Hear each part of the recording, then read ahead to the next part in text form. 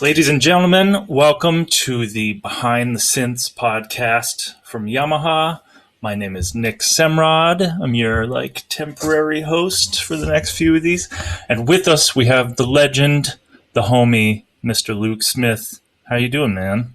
Hey man, I'm doing really well. How are you doing?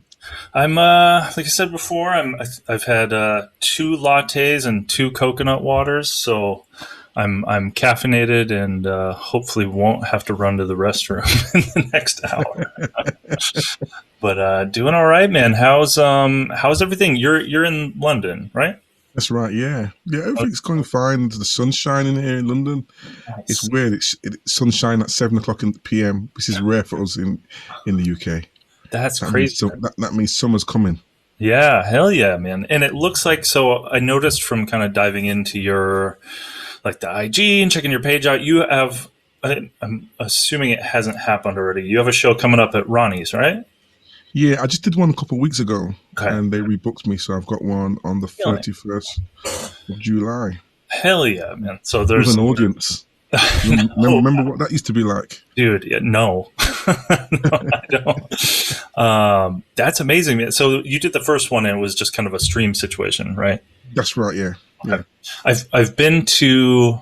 I think I don't know that I've played Ronnie's, but I've been there. I feel like that's always the after hang when yeah. the best cats come to England, come to London, and it's yeah. I'm trying to picture how that would be without a crowd because that setup is so kind of like around the stage, half circle situation to where it was probably kind of a weird vibe without it. It was weird, but it wasn't so weird because Mm. we played to the workers. You know what I mean? Oh, So what? so Hell they yeah. were all there, and people doing logistics in the building. So there was a little crowd in the end. So it That's worked. killing. That was your kind of first show back into the fray? Yeah, it's actually my first show as Luke Smith. Oh, amazing. Okay, word. Yeah, Hell yeah. That's dope, yeah, man. Yeah, I noticed. You know, I we haven't met in person. This is kind of our first interaction, and I noticed you and I kind of have, at least until recently, have fairly like similar kind of career paths where it was like kind of started doing the church thing, came out of there, went into like R&B music, doing a little MDing and stuff like that. But now you're kind of doing this shift in focus to where you're just being an artist and like all the stuff you're doing is you and it's your songs, like your arrangements. I mean, you have hella experience MDing, so I'm sure that's probably not a problem for you. But so this is like your first show as that, right? yeah. I did my first show in January, but it was Okay. my birthday, Okay. my 50th birthday. Oh, we'll edit that part out. So I did. I just wanted to go out with a bang. So I did my first show then, and Hell yeah. the second show was the Ronnie Scott show, Okay. which was about 3 weeks ago, and then Nice. I've got my third show, which is the Ronnie Scott show again, which is Dude, crazy. amazing. And this is kind of in support. I mean, just apart from being an awesome thing to do and probably super fun for you, this is kind of in support of you put out a record this last year, right? Yeah, beginning of January, I put out an EP, Okay. something that I've been it's like you're deliberating for ages, and Hmm. one of the things, once you've worked in the industry and got a name for yourself as a musician and an MD and a producer, the expectation of something is the frightening part because you think, what if no one likes it? I um, absolutely feel that. I Yeah. mean, me and Matt talked about this before Hmm. because I know Matt really well. I know you guys, Matt you Johnson, introduced, right? yeah, Yeah. you guys interviewed him already, and it's like, what if nobody likes it? Do you know what I mean? Yeah. And it's so sometimes a little bit of that makes you go, maybe I shouldn't. Mm. You know what I mean? Hmm. So yeah, I had a few ideas drilling around for a little while, and then I actually finished the EP in 2018, Oh, wow. Okay. and it was just sat on the drive because we were going through a transition in the industry whereby you speak to certain people and they were saying, yeah, you need the record label to help you distribute it and put it out, and then you speak to somebody else and go, don't do the record label thing, Sure. you do it yourself, Spotify, da, da, da, da. And it was just so much conflicting information. Yeah. I just literally just curled up in a ball and thought, okay, I won't do anything because I don't know Yeah. what to do. Because Sure. as well, in our game, our artistry as musicians, that's what we we're good at being a musician. We're good at making records, but the logistical side of it is a whole different world Sure. if you haven't learned it. It used to be back in the day, it was like, all right, well, you either have a label's help or that's it. That's your option, is like label help or you don't have a career. And now there's so many things where it's like you can do it yourself, but there's all these caveats that come with that as well. The people who are killing the game in terms of putting things out by themselves, they've done so much work in terms of like building a platform before that essentially they are their own label. But no one really tells you that part of it. It's like, all right, yeah, you can release it, but there's all this like prerequisite things you have to think about. Well, I think you've got to go back to when you started playing music, and one of the things that you learned was you were learning. So you've got to go back into the learning mode of learning new things. Mm-hmm. So I didn't really draw upon my experience in that way. I had to go, right, I know nothing, and I'm starting from the very, very beginning in terms of how do I put a record out and how do I get help, or what is social media? How does this work? It's a whole different world and a whole different way of doing things. Mm-hmm. So I spent time, and for me, I don't know if you knew that I got really sick. Where? I was actually at NAMM the year before, the year when COVID. I saw a clip of that. That was so beginning of 2020. I saw a clip of you doing, I think, an interview at NAMM, and my roommate is Taron Lockett, who's a drummer that I play with quite a bit. And he was at NAMM and got brutal sick after that too. So I would imagine that was probably crazy. Well, it's weird because I caught COVID twice. No. I know. It's mad, isn't it? Ugh. So after NAMM, I was sick like a dog, man. And I had to fly to Florida to see some family. I spent a couple of days. I went on the beach to chill out, but I ended up spending 3 days inside the hotel thinking, I think I'm going to die. Oh, no. Just doing Uber Eats. Yeah. And just thinking, what's happened to me? This doesn't feel right. And, and I didn't know what to do, but I managed to shake it off because I thought I didn't want to go to see my family and be the bore. Everyone's come to see you and it's like, I'm not well. You know what I mean? And then my auntie was coming in from Orlando and I thought, nah, I got to be well. Luke, you got to be well. Yeah. So, I was okay when I went to meet them and everything was fine. And when I came back to the UK, I hit the ground running. The day that I landed, I had a job. So I actually left, my gear somewhere en route, started working.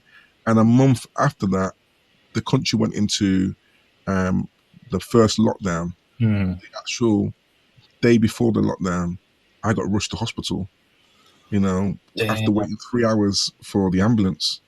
Oh my God.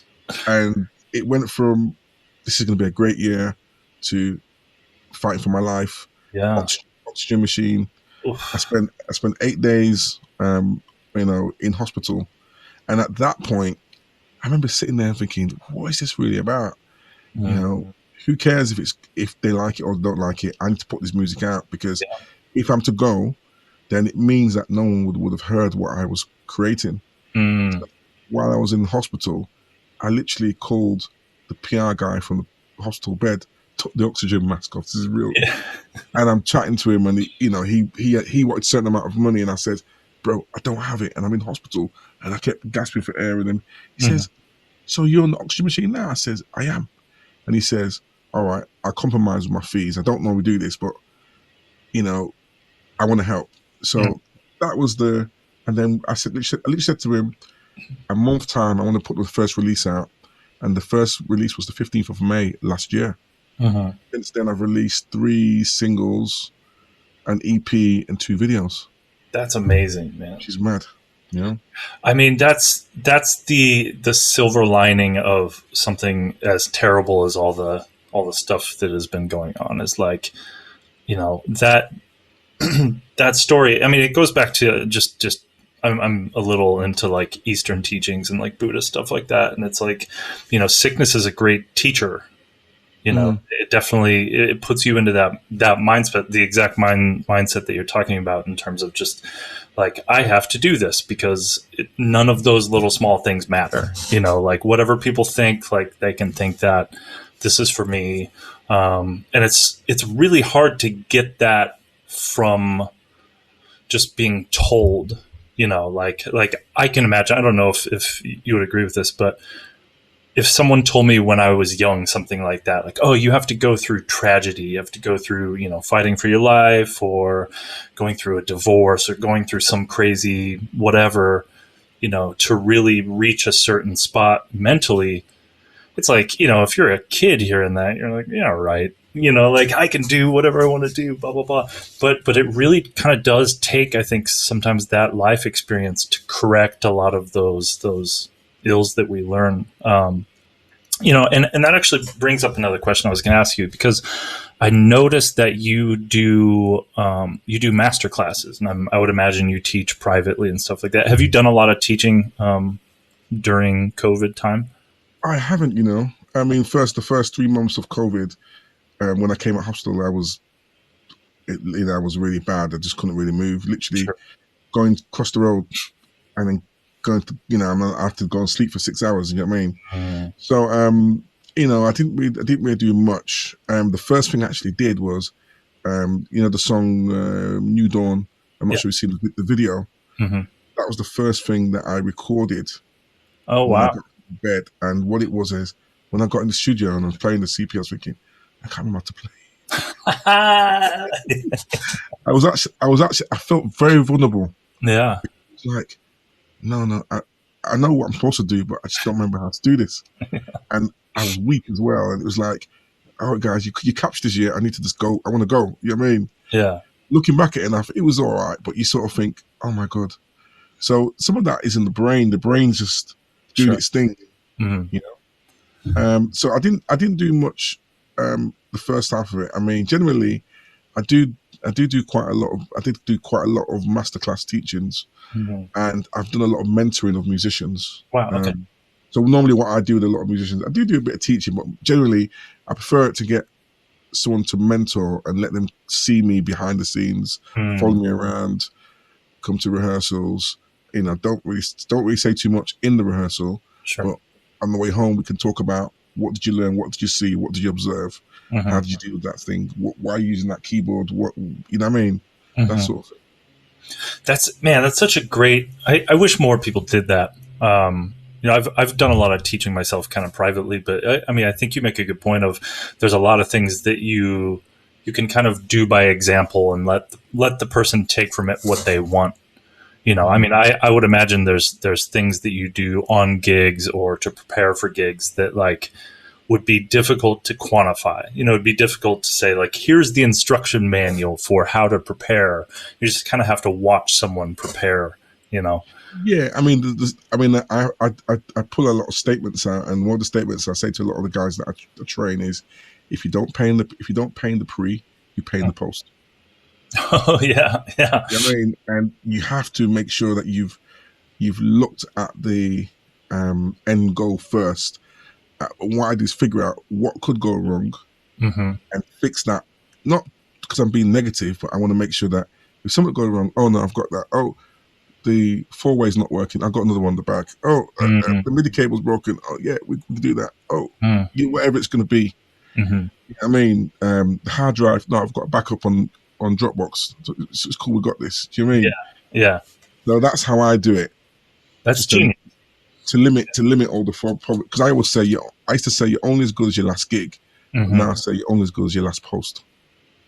Okay, I like that. I love that. Yeah, I mean, man, the backup plan. I mean, just from personal experience, I can think of multiple gigs where it would have been saved if there was a backup plan. Just in terms of some, you know, it's like, and I think, you know, we have an interesting. We have kind of an interesting thing with keyboards specifically, and I would imagine drummers would try and make this argument too, but I think it's unique to what we do, to where, you know, a lot of these gigs, it's like you're putting like a time investment into apart from like the tune prep and kind of the things that you could do on, like, I could play this song on any keyboard or whatever. You have like the sonic end of it, and getting your sounds figured out, having all the presets set. So it's like, all right, I can switch at this point. And I have met a lot of musicians that don't. It's like they practice all the playing things, and they don't think about that kind of stuff. And then the first time you get to a gig, and maybe you get the wrong back line, or you're in a situation where your whole set is like, oh, I need this very specific sound. It's like, if you don't have that, like, the gig's not what the gig should be, And so using what you're saying, it's like you have to think of all those situations in terms of like, how could I get screwed here? What's a way to fix it? And, I mean, I remember I did the gig at Madison Square Gardens with George Michael. Oh wow! I'm sitting there thinking, this piece of equipment goes down, I'm dead. Because nobody knows what I do. Yeah. Because as a keyboard player, especially if you're playing second keys, you're doing all the clever stuff. Mm-hmm. Nobody actually knows what you do. Mm. He plays the keyboards, but they don't really know. No, you've got the hardest job. Yeah. Yeah. And on that gig, it was like a spaceship I was working with on that gig. Mm. But I had a device called, I don't know if you've heard of called a function junction. No, huh? And this was like a unit which it had 8 MIDI ins and 8 MIDI outs. Okay. One over there, actually. I might even see if I can pull it out for you later. Yeah. Show you. Basically, this becomes the brain, and this controls all the keyboards that I've got. Mm-hmm. So I can split any keyboard at any point, any MIDI channel, and send it to anywhere. Wow. Hell yeah. And program change and move octaves higher, lower, and so forth. Sure. So when I go boop, everything does what it's supposed to do. Yeah. Including the computer, including the mixer. Mm-hmm. You know what I mean? But it was old technology. Mm-hmm. It was in the 90s, and I just thought, if it breaks down, I've got two here. But if they break down, I've got no show. What am I going to do? So I literally, after that gig, I went on the internet and I searched for there's another device. It was a German company that was called, and it was the device was called the MIDI Temp. Okay, I have heard of that. Yeah, and the MIDI Temp done exactly the same thing, but it was more modern in its approach. So I literally had to call the guy on the phone and explain what I was trying to do. Can it do this? Can it do that? Are you sure? Mm-hmm. And I bought two straight away, and then made sure that I transferred all my stuff over to that device so that I knew that I could get that. Do you know what I mean? So that's a perfect example of knowing that if that goes, we're in trouble. Yeah. Well, and I feel like that situation maybe is a certain percentage of why people now are, a lot of artists will, I mean, obviously there's cost efficiency coming into play too, but, a lot of artists just go the playing with tracks route. It's because it's like, it's so much safer. And that, selfishly, I want to think that sucks because I just want to play all the stuff, it's like, let me do it. I'm from the same boat as you in terms of when I was growing up, there was no sequencer. So we had to physically play everything. So we had to find a way. And I think some of those things keeps your mind occupied on the gig. Mm-hmm. You treat it like a work of art. Building sounds or blending sounds and, high pass, low passing and, getting it a certain way. That's all part of it. And I think sometimes the other way, I understand why, but I think sometimes you can be a bit lazy. And then when the track goes down, there is no song. People do that. Luckily, I haven't had that happen, but I had a friend who was on the Ludacris gig, and they had that happen where like halfway through a song, the track went, and luckily the band was killing. So it was like, all right, now we can do whatever we want because all bets are off, and it's still worked out. But it's I'm always interested in how these like the byproducts of technology and, even just the economic parts of being an artist, how they interact. And like, I do kind of love that it's possible for someone maybe who's like who doesn't have a ton of money to use the track thing to like kind of further the career. So that's great. The part that concerns me, and this is, you know, I've dealt a lot with this in terms of teaching, and, you know, it's, I mean, weirdly, this has kind of helped my career a little bit, but just being able to hear a sound and recreate it. You know, if someone sends you a stem and says, hey, learn this part, you know, from our era, it's like, all right, well, we have to figure out, like, all right, what's the frequencies? Is there like an LFO happening? Is that FM, subtractive, whatever? And so that does a lot of things, you know, like obviously it's a skill in of itself, but it also allows you to kind of recreate things from your head textually. You know, like if I'm writing a tune, I would imagine you have this same ability. If you hear a sound in your head, it's like, all right, I know what to do to get there. And it's probably a relatively quick process depending on the gear. And, you know, this is something I haven't, in today's young music cat hang, I haven't seen a lot of that. You know, there's kind of more of an Instagrammy, like what's the thing I can work on that shows this, which is, you know, that has its positives too, but man, there's the sonic spectrum of a lot of young players today. I sound like such an old man right now, but the sonic spectrum is not there. I think as well, what it is as well though is that the way we consume music is different.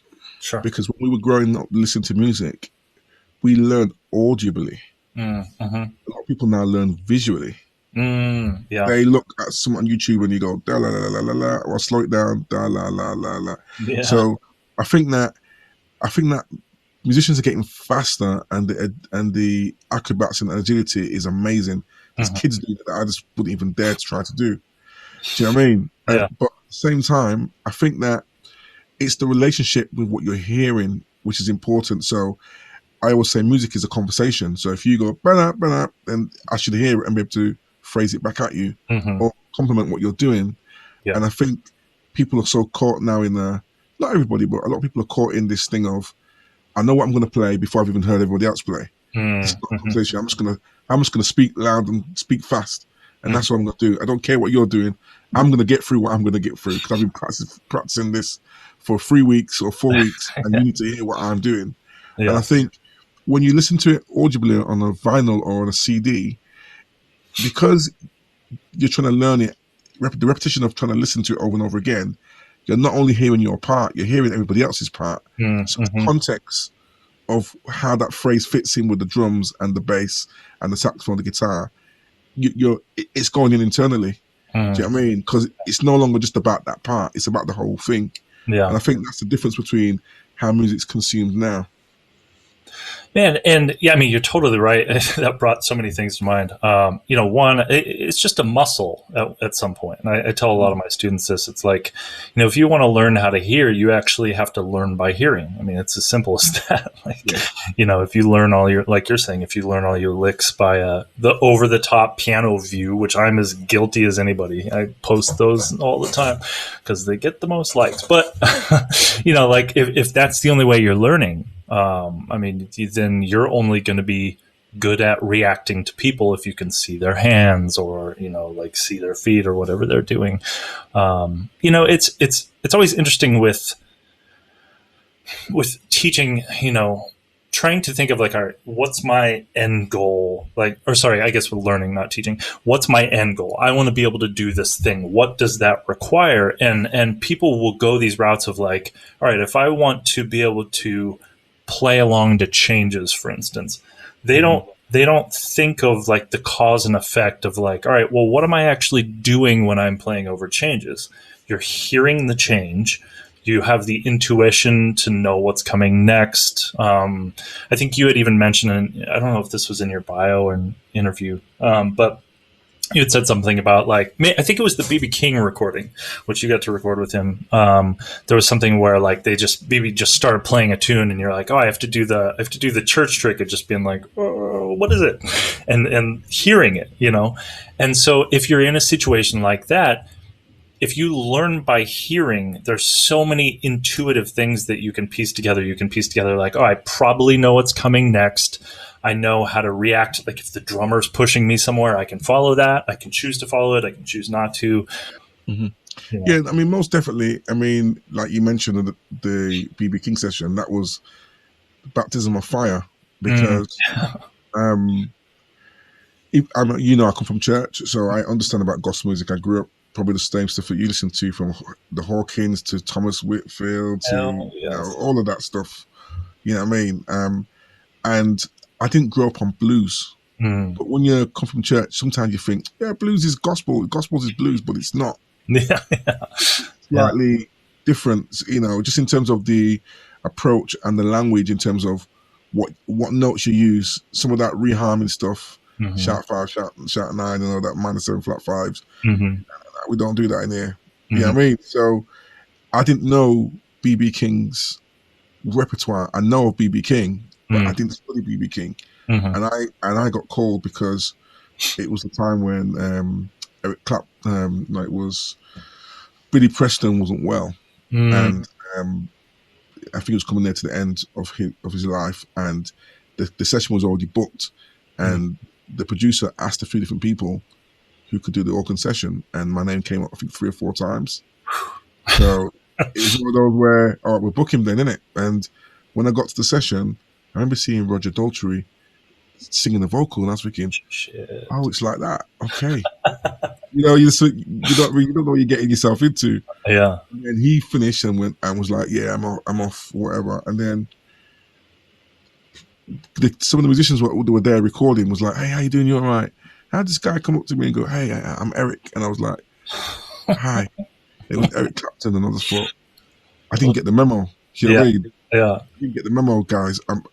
And so we're in this room now, and it's like I've got Eric on my left and I've got BB on my right, and it's like they're talking about the Thrill Is Gone was a song. I didn't know the song. Yeah, and they says, oh, so I want to change the key. What do you guys think? And most of the rest of us was being quiet. No one's not really saying anything. They were having a conversation. Yeah, that sounds like a great key. Let's count it off. And I'm thinking, guys, what's the song? I mean, so I was gone, put your church head on and let's just get on with it. Yeah, let's see where this goes. So as they counted it off and they started playing, I couldn't hear the organ. Oh no! I think he patched it in, but he must have went to another patch, so it didn't go in the ears. Nobody could hear it. So you're playing, you can't hear the organ.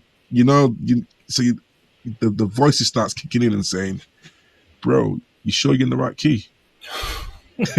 And you can see BB had an entourage of people in the control room. So I was like, oh man, I wonder if I'm in the right key. And I'm like, no, you are. They said it's in, I think it was G or C. It said, going to a sharp, to a sharp 5 there. Yeah. And we finished the song. And then when the song finished, that's when they said, I think it was Eric says, we couldn't hear Luke's keyboards. So they came in and fixed it. He says, okay, let's go again. So I thought, well, I know what's going on now. I'm good. Let's do this. So we did the track. Yeah. And then, BB said, yeah, that sounded great. Let's go in and have a listen.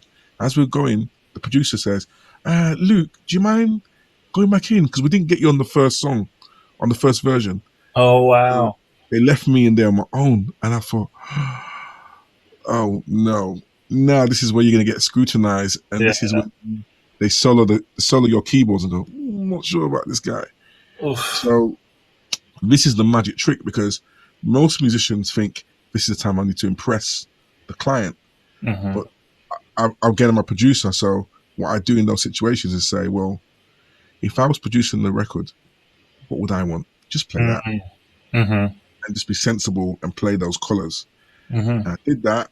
And then when I came in, they played that through. And then he went, great guys, session's finished. And I thought, I wonder if it's really finished, or if he's or is it a thing of he's not feeling what I'm doing? He's out of the room and he's going to say, do you guys know another organist, mate? Oh, no. So I told nobody about the recording until the album came out.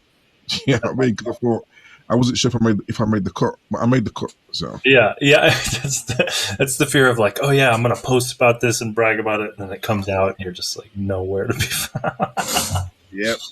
Oh, I love that. But I mean, that's a perfect example too of just like having a skill set that prepares you for the situations you want. Having been in a spot where you're like, okay, I've produced, I know what this person wants, and that's the gig. The gig isn't play keys, do what you want. The gig is play keys, do what they want in that situation, you know? Well, Lionel Richie said in an interview, the difference between an A-lister and a B-lister, he says the B-lister can do what an A-lister does, but the B-lister needs to be told what to do. The A-lister just does it.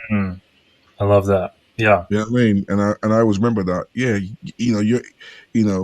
the bass player at the time was Yolanda Charles, and she said to me, "Have you ever done one of these before?" I says, "No." She says, "It's weird because we're used to going in the session and saying, hey, so what do you want me to do?" He says, "In here, nobody says anything. The ethos is for you to be in the room, you should know what it is. But no one is going to try and critique what you're doing. You're here for a reason." So that's where I had to put that head on and go, okay, I make records, so just do what I normally do and trust your intuition, trust your gift, trust your experience. You know, and that intuition thing is such a big part of music that I don't think, not to harp on the education thing, but I don't think a lot of people really teach how important that is. You know, it's like you can have all the theory knowledge on the planet and all. I mean, even sonically, it's like you can have all the sonic knowledge on the planet, but if you don't know when to play a crazy sound or when not to, you know, and those things come via. I really think the only way to build that is just listening and, again, life experience, like taking as many gigs as you can and falling on your face, you know, like being in situations where it's like, whoop, shouldn't have played that one, you know, like the more of those you have, the less of those you'll have. Well, I think the greatest musicians are in touch with their emotions. So it's all about letting your emotions guide you in music. You know, it's there for a reason, and it's once you learn about it and you learn how it works within you, and you trust yourself in that way, and you find your lane. That's what it is, isn't it? Yeah, yeah, and I think a lot of that speaks to something that I think about quite a bit too. I have a podcast of my own that I do, and I talked about this a little bit, you know, on the last interview with Yamaha, but. You know, I think there's a lot of pressure to learn certain things or certain genres. I mean, especially now, you know, with the way media works and how everyone's trying to do the impressive thing. It's like I've had so many students that can barely play a blues or can barely, you know, play in every key who like know the entire Giant Step solo, or they know like a Corey Henry's Lingus solo or something like that. And to me, that just speaks, you know, there's probably a certain amount of love, like, okay, I hear those things, I want to learn them or whatever. But I think that part of it too is that there's this pressure to like hit these benchmarks of like, this is the thing I'm supposed to learn, you know, like this is the type of music I'm supposed to shed. Let me dive into this. I won't be any good if I don't get this. And I think that stuff actually inhibits the emotional output of a player, you know, like, I mean, BB's the perfect example of someone who you could tell like his whole heart flows through that stuff. And yes, there's things that he could have worked on to make himself like better or, you know, have more facility. But like, you know, he probably wasn't shedding Parker. He probably wasn't shedding like metal, like Slayer or any of that kind of stuff. You know, he would have had better technique, but like, man, that guy did what he loved. And because of that, he was able to say more in 2 or 3 notes than anyone could in more than that, you know? And I think you see that constantly with musicians of today. It's like, if you focus on doing what you love and do your best to kind of eschew the scene and its requirements of you in whatever way you can. I know it's complicated, but, you know, I think those people end up sounding more honest. I mean, some of the baddest cats, you know, can't play jazz. I think a lot of it is down to knowing what is it that you want to do. Do you want to be a session musician, or are you trying to be an artist? Because I think they're two completely different lanes. And I always say to a lot of my masterclass, I always say, if you're trying to be a session musician, I think it's important to try and learn as much diverse music as you can, because what you don't know, you're closing an opportunity to work. So if you only play R&B music, then you can only get work from R&B music. Yeah. Do you know what I mean? If you learn rock, blues, jazz, you know, and you don't have to be a master on it, but just understand the foundation, the concept of what it's about. Electronic music, dance music, reggae music.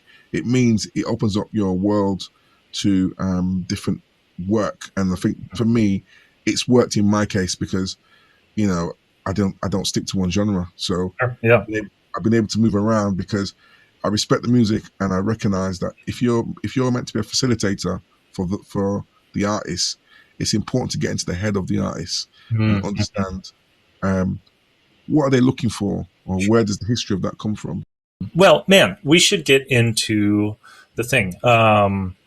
Anyone who's hearing this for the first time, kind of the deal with me hosting these is that we've been doing these kind of cool situations where, you know, Luke here sends me a tune, and then I kind of do my thing over it. And it's just kind of a cool way for artists to interact and hear like, all right, what would be a different vibe over that? Let's play your tune first, and then I'll explain some things that went through my head mentally as I was listening to it. But so you sent me basically a version of one of the tunes on your EP, right? New Dawn is from your record. Okay. So here is, I think I can get this audio through, hopefully. But this is what Luke sent me. It's from his EP, and this version of it, there's piano in it, and then you also sent me a version without that I ended up playing over. So let's listen to the original real quick, and I'll try and get volume.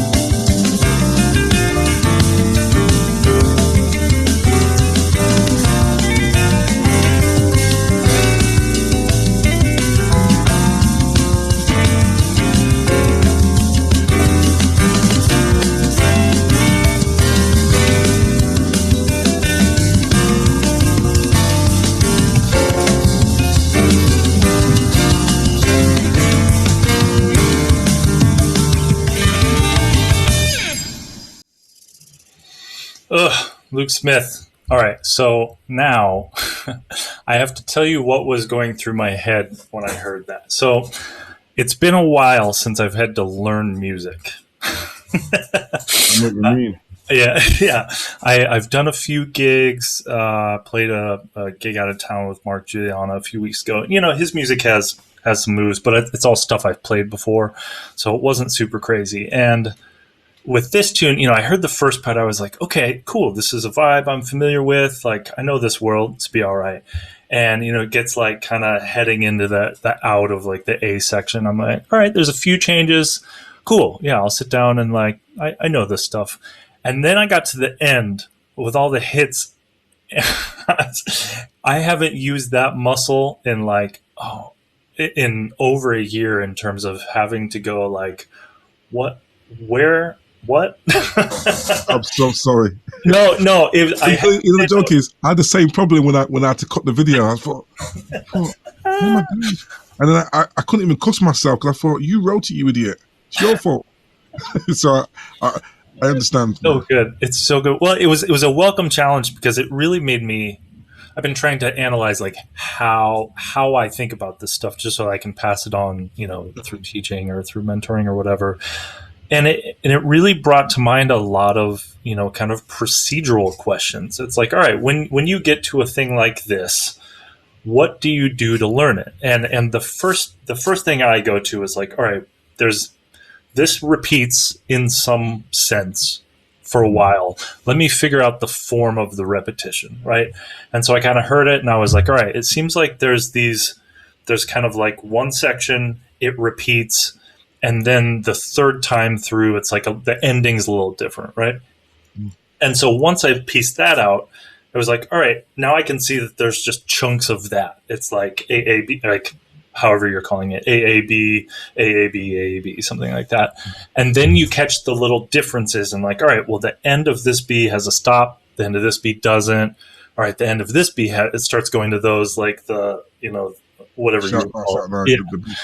Yeah. So it starts going into that stuff. So then my mission becomes like, all right, now let me just learn the basic version of it. And then getting into all the hits. But it was very, I almost wish I would have filmed myself learning it now. Because it was very humbling. But dude, really fun tune, really fun to play over. Yamaha told me when we booked these, like, yeah, feel free to play organ, play synth, whatever. I felt like in this situation, it was obviously kind of like melody led. But then the end was pretty open in terms of like a solo section. So I kind of treated it like almost like a jazz head where it was like, all right, you play the melody and then the end comes to like a solo-y kind of situation. But even that with a tune like this kind of has interesting caveats because there's the rhythmic element. And it's like, well, I don't really want to do the rhythmic element a disservice by not quoting it or not, paying attention to it. Obviously I have to pay attention to the changes and all that stuff. So I tried, as I was playing along to it, I tried to do my best to like, all right, I'm going to rip over this a little bit, but I'm also going to like let the changes have their thing, So I tried. I tried, period. No. You're definitely on point. I mean, your approach is exactly the same approach that I did when I wrote, because I write melody first. Okay. So for me, it's about having a strong melody. And my problem was that, I didn't want to go down the 7/8, the 7/4 thing, which I did do, but I didn't do, because what I did is I made the drummer playing 4. So the band's we're in 7, but the drummer's in 4. That way, people can nod. Yeah. And not hear it as a 7 because it would lose people. Do you know what I mean? Yeah. So that's where you get the syncopations. It's in 7. Oh, okay. Yeah. I definitely learned it in 4. 7, 1, 2, 3, 4. Dun, dun, dun, 1, 2, 3. Okay. Yeah. So the drums will always, it keeps coming back every 2 or 4 times. Sure. So sometimes it's like he's out of time, but then when he comes on the other side, he's back in time. But then he started being clever and then going with us as well. So that's probably where you thought, whoa, what's going on? It was, I mean, I used to work on, this is kind of weird, but I used to work on, there's a metal group named Meshuggah that's like just crazy. I mean, I don't personally, and it's not enjoyable music for me to listen to because it's very aggressive, but, there's a certain element energetically that, and they go a lot of weird times and stuff like that. And my teacher used to have me write jazz changes to that stuff and just say like, yes, they're in 13, yes, they're in 19 or whatever. But if you notice the drummer is always like, like that part is there. And so I guess when I'm learning things like that, the 7 makes sense to me now that you explain it. But my ear goes right to like, all right, this thing's just in 4 and there's a pattern to it that's not sitting on the 1.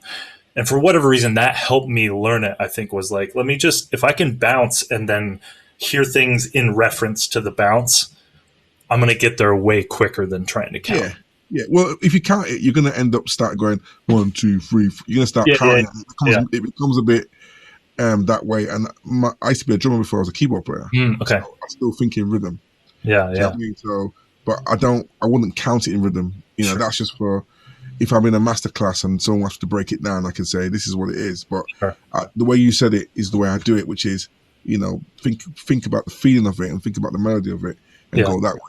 Yeah. You know what I mean? Well, and I think that definitely makes like the writing part more creative too. Like when you wrote it, were you thinking of like, okay, here's a 7/7, but we'll have 4 kind of tie it together? No, I just heard the melody line and then I just reharmed to the melody line that I heard in my head. And, you know, and then I thought, well, let's try and be interesting with this and let me see if I can pull it out a little bit. Yeah. Because of, and the part of it, I suppose, was because of this modern way of world is everyone tries to make it something where everyone goes, oh, what's going on? So you got to put a little bit of that. But that's just for the musos that want to get deep and dirty under that. But Joe Blogs don't care about that. Just want to hear the melody and know they can get with it. So it's one of those where it's underneath. If you want to dissect it, it's there. But if you don't want to dissect it, you can hear it as a piece and not really think anything about it. Great. Well, I'm going to like cover my face. I'm excited to hear it. I know you're going to kill it, man. Let me share the screen so you can see the video. Okay. So here, ladies and gentlemen, is my attempt at playing New Dawn, and I'm playing the piano over this. So here we go.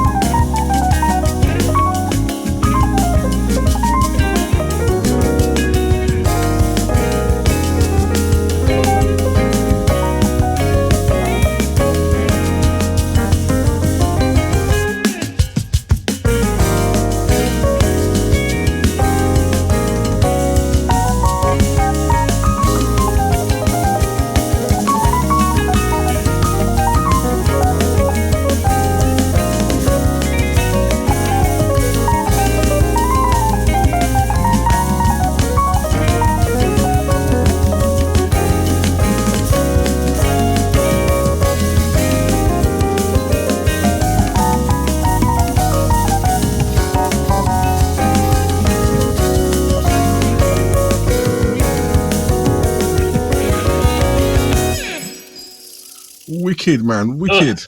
I made it. Love it. Love it. Love it. I'm loving them colors, man.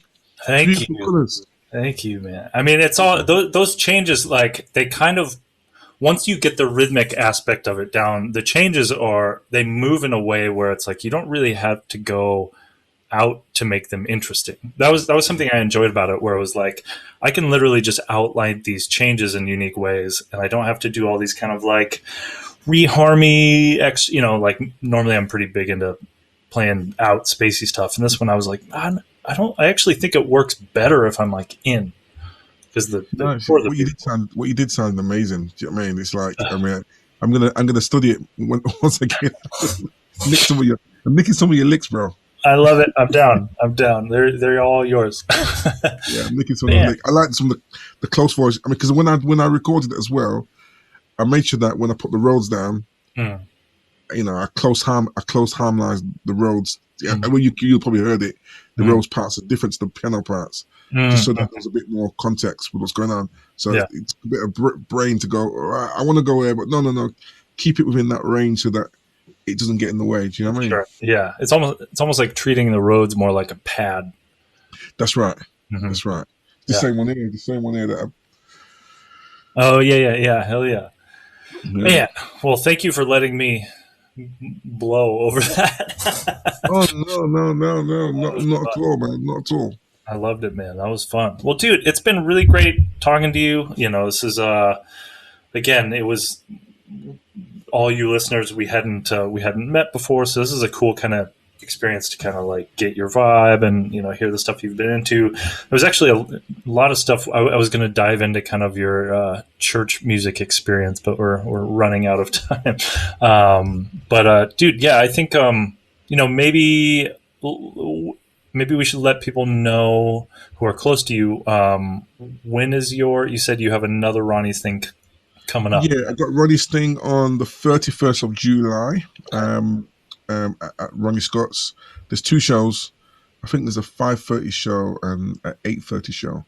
Okay. Tickets are going fast. So amazing. If you guys want to go, the band's amazing. I don't know if you've seen the last stream gig is still on there if you haven't seen it, and my birthday gig is still on YouTube as well.